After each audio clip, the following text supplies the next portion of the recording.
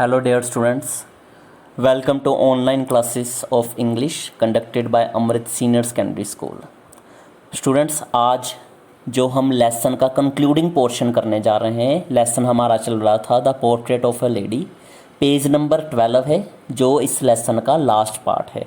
अभी तक हमने ये जाना कि ग्रैंड मदर और राइटर का रिलेशन किस तरह का था। जब राइटर फ़ॉरेन कंट्री चला गया, उसके बाद 5 साल बाद वो पढ़कर वापस आया तो ग्रैंड मदर बहुत खुश थी और उन्होंने अपनी आस पड़ोस की औरतों को बुलाकर घर में संगीत का एक प्रोग्राम किया। सुबह से लेकर शाम तक वो ढोलकी बजाती रही। उसके बाद उनकी मौत कैसे हुई वो आज हम इस कंक्लूडिंग पार्ट में पढ़ने जा रहे हैं। स्टार्ट करते हैं हम lesson. The next morning she was taken ill. अब राइटर ये बता रहा है आपको कि अगली सुबह मेरी दादी माँ बीमार पड़ गई। It was mild fever and the doctor told us that it would go. हल्का सा बुखार हो गया था उन्हें। डॉक्टर को बुलाया तो उसने कहा कि आप फिक्र मत करो, बुखार चला जाएगा। But my grand mother thought differently. पर मेरी दादी माँ कुछ अलग ही ढंग से सोच रही थी। She told us that her and was near. मेरी ग्रैंड मदर ने ये बताया कि अब उनकी मौत करीब है, उनका जीवन का अंतिम समय आ चुका था। She said that since only a few hours before the close of the first chapter of her life she had omitted to pray, she was not going to waste any more time talking to us. उन्होंने हमें कहा कि मेरी ज़िंदगी के पहले अध्याय को ख़त्म होने में बहुत थोड़े से घंटे रह गए हैं और ये अध्याय भी मैंने बिना पाठ के बिता दिया। कहने का मतलब है, जैसा कि आपको पिछले वीक भी मैंने पढ़ाया था कि राइटर के आने की खुशी में उस दिन दादी माँ ने अपना पाठ नहीं किया था, तो यहाँ उस चीज़ की बात कर रही हैं दादी माँ। तो दादी माँ कहती कि अब मेरा थोड़ा सा समय रह गया है, थोड़े घंटे रह गए ज़िंदगी के, और मैंने पिछला दिन भी ऐसे ही बता दिया बिना पाठ के। आज मैं आप लोगों के साथ बात कर कर अपना अंतिम समय वेस्ट नहीं करूँगी। वी प्रोटेस्टेड, हमने विरोध किया। But she ignored our protest, पर उन्होंने हमारे विरोध पर ध्यान नहीं दिया। She lay peacefully in bed praying and telling her beads. वो चुपचाप बिस्तर पर लेटी रही और अपनी माला के मन के घुमाती रही। Even before we could suspect her lips stopped moving and the rosary fell from her lifeless fingers. अभी हमें शक भी नहीं हुआ था, अचानक उनके होंठ बोलने बंद हो गए। जो वो ईश्वर का नाम ले रही थी, उनके होंठ बोलने बंद हो गए और उनके बेजान हाथों से, उंगलियों से माला गिर गई। A peaceful pallor spread on her face and we knew that she was dead. Peaceful यानी शांतिपूर्ण, पैलर मतलब पीला रंग। शांतिपूर्ण पीला रंग उनके चेहरे पर छा गया। उनका चेहरा थोड़ा सा पीला पड़ गया था और हमें लग गया पता कि वो मर चुकी हैं। We lifted her off the bed and as is customary laid her on the ground and covered her with a red shroud. हमने उन्हें बिस्तर से उतारा, लिफ्टेड यानी उतारना, और जैसा कि रिवाज है, कस्टमरी यानी रिवाज कि मुर्दे को, आप सभी को पता ही है कि जब कोई मर जाए तो उसकी बॉडी को ज़मीन पर रखा जाता है, फिर बिस्तर पर नहीं ऊपर रखा जाता।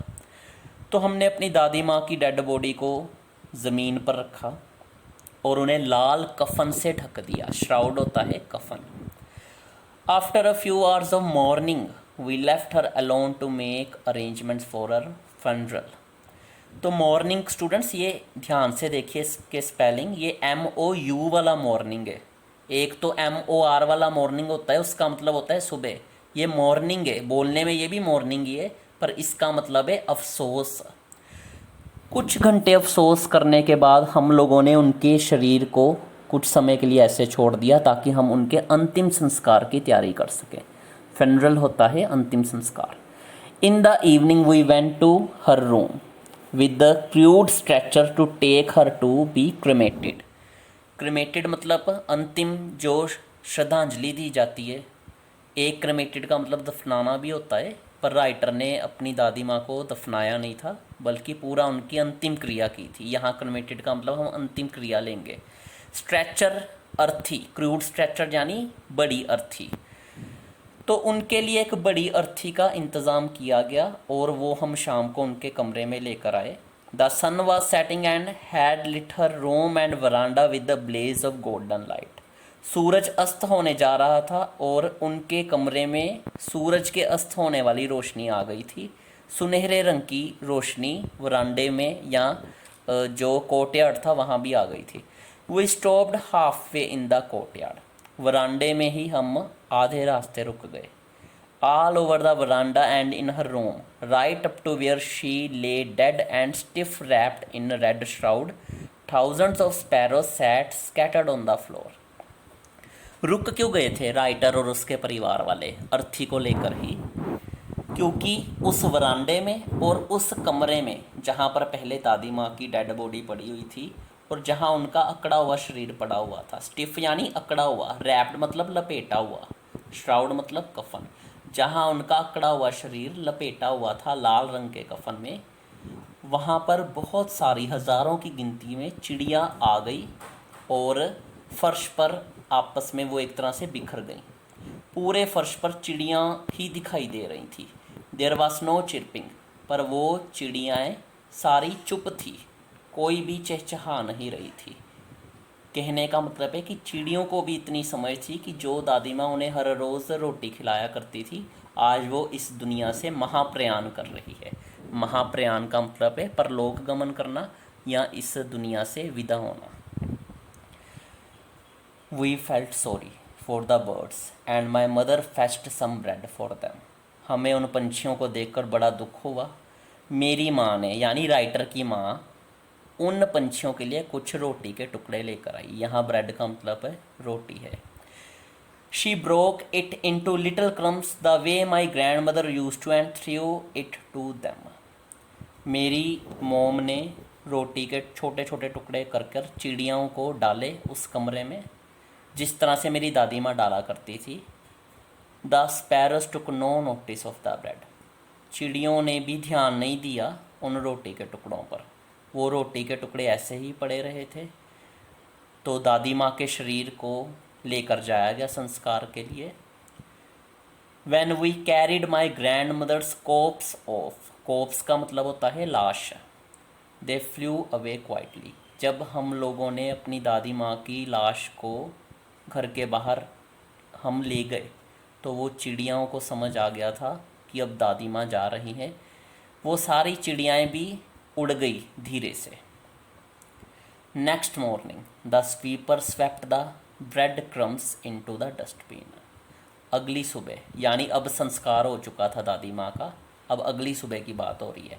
अगली सुबह जो सफाई कर्मचारी था वो आया, कमरे में से उसने रोटी के टुकड़े उठाए और डस्टबिन में डाल दिए। उस दिन अपने दादी माँ के अफसोस की वजह से राइटर वगैरह तो दुखी थे ही, उनकी फैमिली तो दुखी थी ही, पंछी भी बड़े दुखी थे। इसलिए उन्होंने कमरे में गिरे हुए किसी भी रोटी के टुकड़े को नहीं खाया था। वो रोटी के टुकड़े ऐसे ही पड़े रहे थे उस कमरे में, जिसे अगले दिन सफाई कर्मचारी ने उठाया। जो स्वीपिंग का काम करे उसे स्वीपर बोला जाता है। तो खुशवंत सिंह ने ये लेसन लिखा था। उम्मीद है स्टूडेंट आपको ये लेसन इंटरेस्टिंग लगा होगा। ये एक सच्ची कहानी थी, खुशवंत सिंह के जीवन की ये कहानी है। उनका उनकी दादी माँ के साथ किस तरह का रिलेशन था वो इस लेसन में हमें बताया गया था। और अब हम बात कर लेते हैं होमवर्क की। पेज नंबर 12 से रिलेटेड होमवर्क है। पहला क्वेश्चन है ट्रू या false. The grandmother had cough. दादी माँ को खांसी की समस्या हो गई। ये ट्रू है या फॉल्स, ये आपने इस वीडियो को देखकर आपको पता लग जाएगा। नंबर 2, हिंदी या पंजाबी में ट्रांसलेट करना है। वी प्रोटेस्टेड, इस लाइन का मतलब आपने लिखना है। Who told that her and was near. किसने कहा कि उनकी मौत अब करीब है। आंसर में आपने लिखना है। 4th नंबर पे वर्ड मीनिंग्स हैं हिंदी या पंजाबी में, आपने लिखने हैं उनके meanings. Crumbs, mourning, funeral, stiff, wrapped and corpse. 5th पे भी ट्रू और फॉल्स है। Birds were chirping near the grandmother's dead body. दादी माँ की लाश के पास पंछी चहचहा रहे थे। ये सही है या गलत, ये आपने लिखना है। Fill in the blank 6 number पर। The dead body of grandmother was covered with dash shroud. दादी माँ का जो शरीर था, जो मुर्दा शरीर था, वो डैश रंग के कफन से अच्छी तरह से ढका हुआ था, किस रंग के कफन से, उस रंग का नाम आपने लिखना है। 7th पे फिल इन द ब्लैंक है। The writer's dash threw bread crumbs after grandmother's death. Writer की डैश ने रोटी के टुकड़े गिराए थे दादी माँ की मौत के बाद। राइटर से उसका क्या रिलेशन था, वो कौन थी, वो आपने यहाँ पर लिखना है। और 8वां, अनेक शब्दों के लिए एक शब्द। Give one word for this sentence. One who sweeps, जो साफ सफाई का काम करे, उसके लिए इंग्लिश में एक वर्ड है जो अभी अभी आपको वीडियो में मैंने समझाया, उस वर्ड को आपने यहाँ पर लिखना है। तो उम्मीद है स्टूडेंट्स आपको ये पूरा लेसन समझ आ गया होगा। Thank you.